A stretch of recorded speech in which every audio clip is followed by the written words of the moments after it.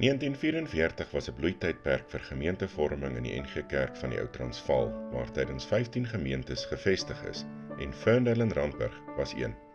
Met sowat 450 lidmate en 550 kinders, word Ferndale op Vrydag 6 Oktober 1944 in 'n halfvoltooide kerksaal in Sarrilaan gestig.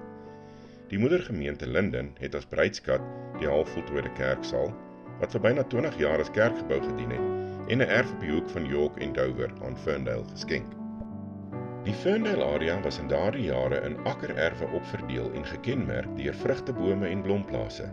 In die laat 1950s kry Ferndale munisipale status as Randburg, en op 15 Junie 1958 verander die gemeente se naam na NG Randburg.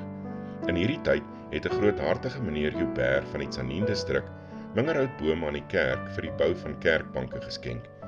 Gemeentelede het ywerig die bome gaan uitkap en agter die pastorie geberg, totdat daar met die nuwe kerkgebou se konstruksie begin is.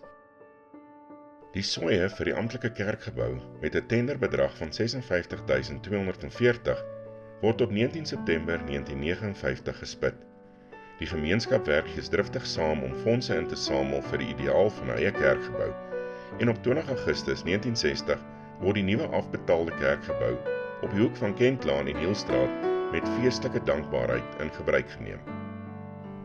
Naarmate die Randburg-omgewing verder ontwikkel en meer woonhuise en besighede vestig, trek die gemeente meer lidmate en die kerkraad begin planne beraam vir 'n groter ruimte. Na versigtige scenario-beplanning, baie onderhandelinge en die koop en verkoop van eiendom word die nuwe kerk, soos ons dit vandag ken, op die hoek van Douwerstraat en Waanlaan gebou en in Maart 1990 feestelik ingewy. Dit, as het ware, het 'n nuwe hoofstuk vir die gemeente ingelei. Twee kenmerkende strukture in vandag se gebou is die liturgiese muur en pyporgel. Die liturgiese muur is van loodglas en deur die kunstenaar Leotron ontwerp.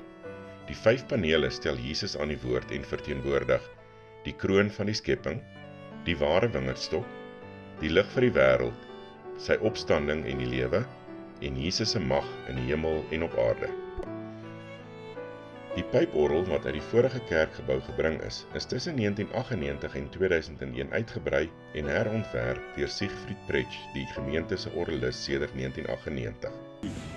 Oorspronklike orgel is net so oorgebou in die nuwe gebou, soos dit nou hier is.